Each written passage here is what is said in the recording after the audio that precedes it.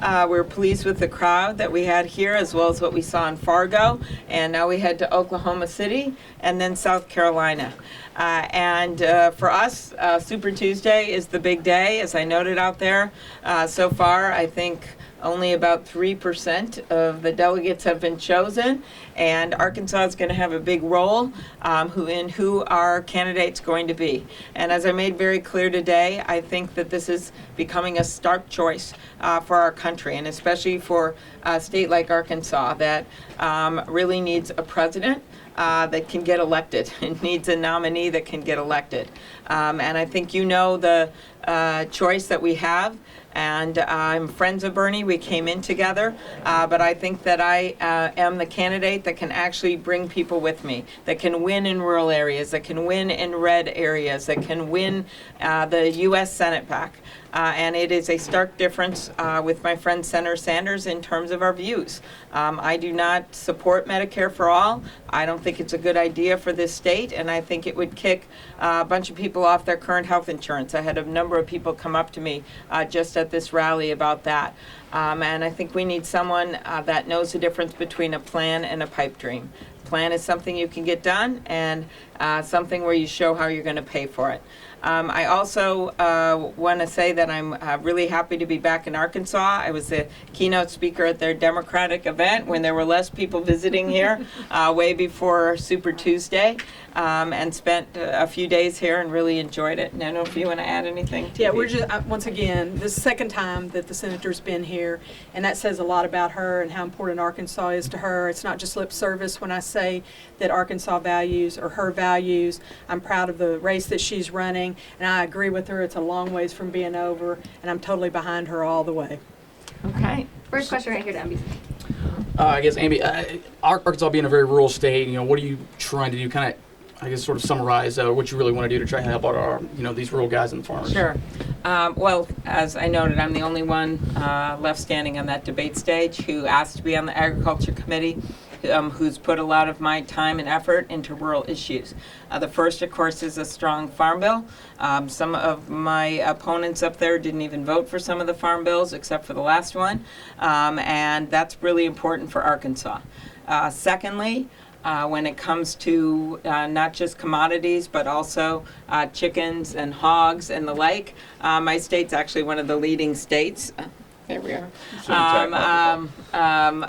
For livestock, a little weird fact about Minnesota is we're #1 for turkeys. It's a true fact. And I know from Blanche how important that is to Arkansas.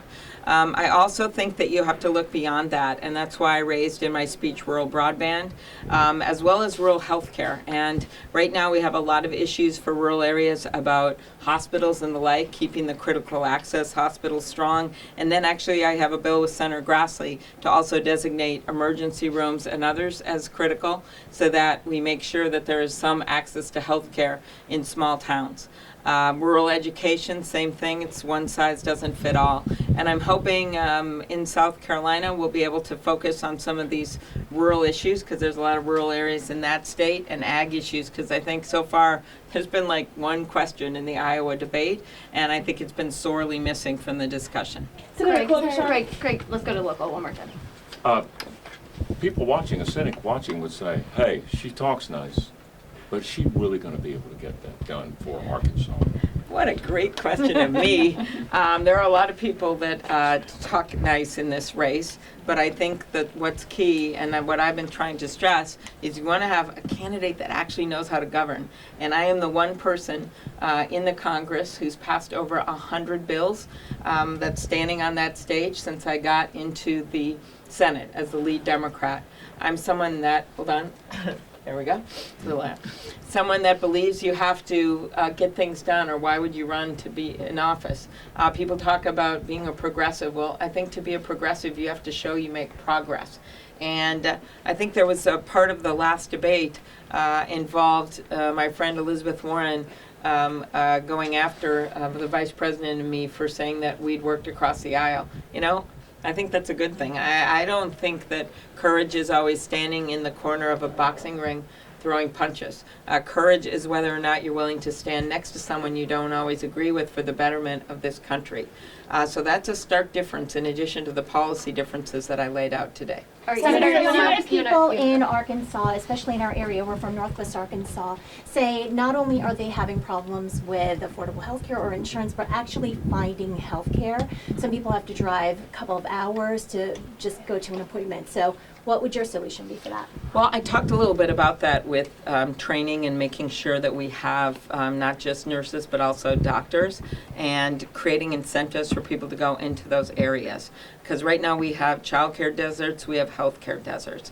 I think the other piece of this is making sure that we do no harm. One of my concerns about Medicare for All is it would actually make it harder for rural hospitals, which is a major, major issue.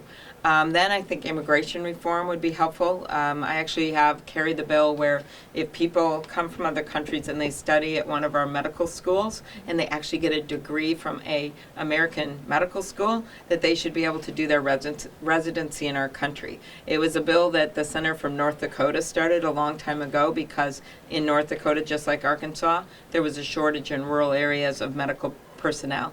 That is another thing. And I've actually got that through the Republican Congress a few times, but I'd like to even see it expanded. So I think a lot of it is personnel. It's setting up designations for health care, like I just mentioned, for emergency rooms and the like, so that we make sure that there's actually facilities for the health care and that you don't think one size fits all when it comes to health care. Senator Bernie Sanders is running with the election, and you are today It's only, warning. Jasmine, it's only 3% of the delegates. You're saying that in Arkansas, Yeah. which hasn't even voted yet. But hold on. Yeah.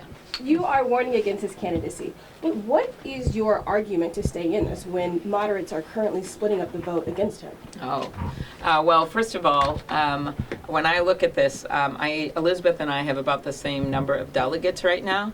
And when you actually look at the vote, I am the third highest vote giver in this field. Look at it. Because for primaries, you have more people showing up, right?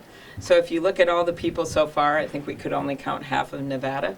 But when you look at the actual number of people who have cast a vote, I have the third biggest number. So why would I get out? That's not even a close call for me. And I think why would you have a call for the two women to get out when you have two billionaires in the race? This field has gotten significantly narrowed down. As you can see on that debate stage, there's not that many of us left.